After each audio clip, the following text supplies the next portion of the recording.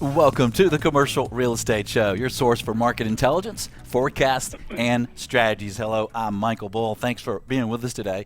Today we're going to talk about office market. We're going to talk about tenant strategies, occupier strategies, and we're going to talk about the investment market. We'll cover some tips for office users because the tenant strategies and corporate strategies for office space has really been changing. We're going to talk about some strategies there. We're also going to talk about the investment market, cap rates, and influence of foreign investment in the office market, and we'll talk about some tools of the trade. Please welcome my first guest is Walter Page. He's Director of Research with the CoStar Group. Thanks for joining us, Walter. Thank you, Michael. Well, Walter, how is the U.S. office market performance trending right now? Well, I think we're in what I call a seasonal slowdown. The seasonal slowdown has actually happened every first quarter since 2007, when the amount of net office absorption slows from what it peaks in the fourth quarter. But it's very similar to what happened in 2015. So in 2016 year-end, we had about 30 million square feet of net absorption in the fourth quarter. That happened in 2015 and 2014. We have now slowed to 11 million square feet, which is exactly the same as what we had a year ago at this time. That caused vacancy rates basically to stay in a very narrow range of where they were from the prior quarter. But on an overall basis, if you step back and look over the last 12 months, the picture's very good. We've had 98 million square feet of net absorption in the last 12 months. That's up 11% from a year earlier period. And this has allowed office rents on an overall basis to grow at 4.3% annual rate, which is pretty close to the cycle peak of 4.4%. Office completions are now at 63 million square feet on a year-over-year basis. That's up 36% from a year earlier. In essence, what we see is that in roughly two-thirds of the markets, new construction is now justified.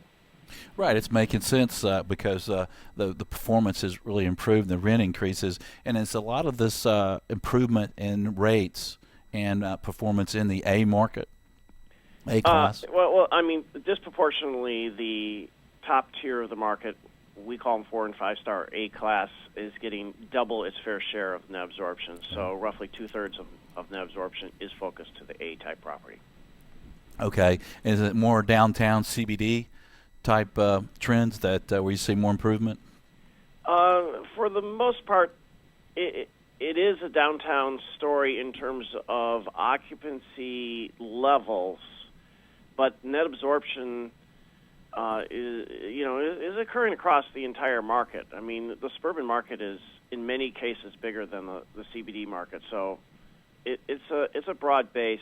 I can say that some of the close-in suburban markets are faring pretty well also. Right. And so you had a seasonal slowdown. You believe it's pretty normal for the first quarter, but what do you expect moving forward for the rest of the year?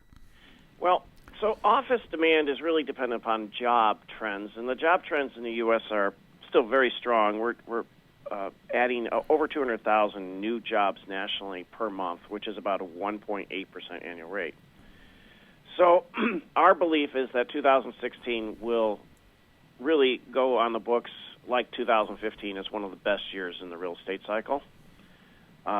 We expect net absorption to be about 90 million square feet for the year for office, so that's going to be down marginally from 98 million square feet.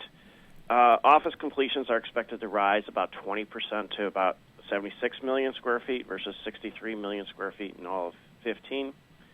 And we expect year-end vacancy to be about 10.5. We're at 10.8, 10.9 right now, so we'll still have a recovery in terms of occupancy, and then rent growth should be close to 4%. Wow. So that's the good news, at 4% rate increase. Yes. Yeah. Well, that's a good picture.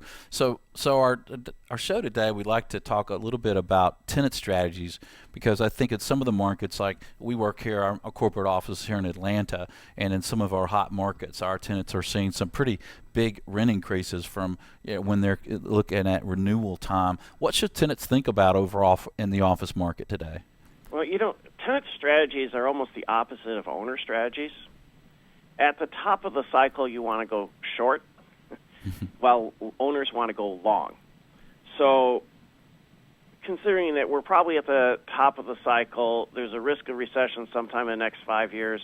If I was a tenant, I probably would be thinking I'd rather sign a 5-year deal instead of a 10-year deal.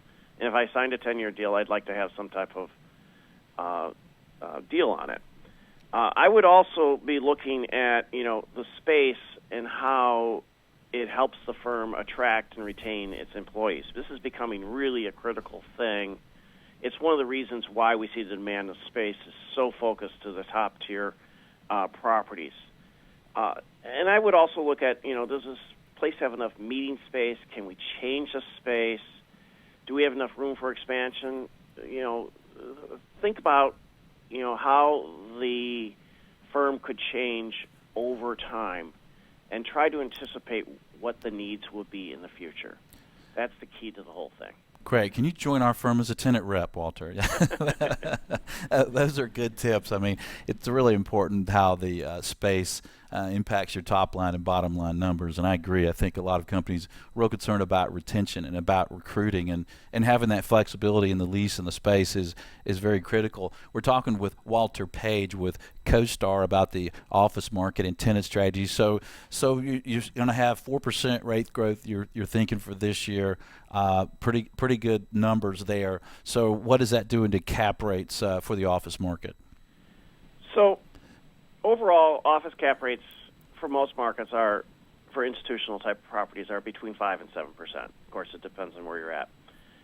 We've seen really a pretty steady trend in the cap rates over the past 6 months. And so that's, pricing is basically been stabilized. The growth in pricing is really driven now by growth in NOI. That being said, we are seeing some slowing in the sales volumes in the first quarter of 2016, maybe more than what would be seasonal. So we're seeing about a 5% reduction in sales volumes compared to what we saw last year in the first quarter. Now, we're not 100% certain if this trend will continue, but to give you some numbers on this, we're at $31 billion of sales for the first quarter of 2016. Last year, same time, we're at $34 billion. Now, to put this in perspective, the market's still highly liquid. If we look back to the year 2000, we averaged $18 billion in the first quarter. So clearly, we're still selling a bunch of stuff. It's just we're not quite as high as what we were last year at this time. Okay. So on the cap rates trends, you're seeing them pretty flat overall. Is that what you're saying? Fairly flat. Okay. And this slowdown in the sales volume, do you think that's because of that? What is the reason there? What do you think that could be caused from? Well, there's a couple things. One, I think people are definitely afraid of Houston. I think that there is some slowing potentially in the demand for investment in some of these technology markets, in particular San Francisco.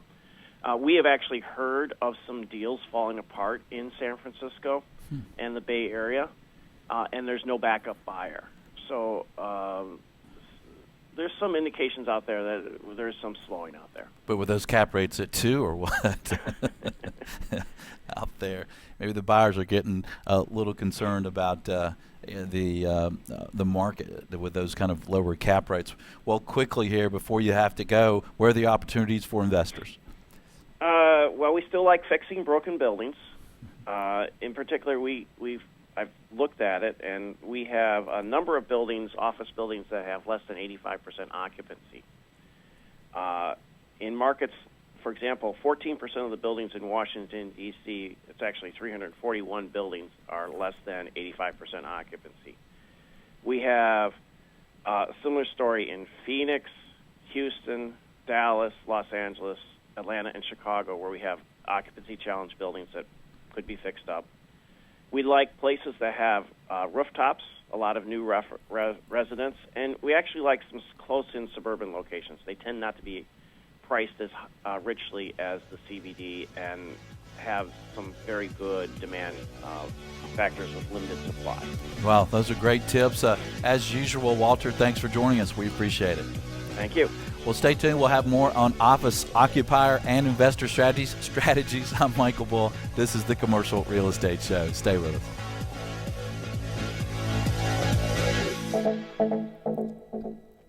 The Commercial Real Estate Show is brought to you by Bull Realty, commercial real estate asset and occupancy solutions. Visit bullrealty.com. CCIM Institute, commercial real estate's global standard for professional achievement. Visit ccim.com. Xceligent, providing verified commercial real estate information across the United States. Visit xceligent.com. Valuate, easily share what-if analysis online with colleagues. Visit getvaluate.com.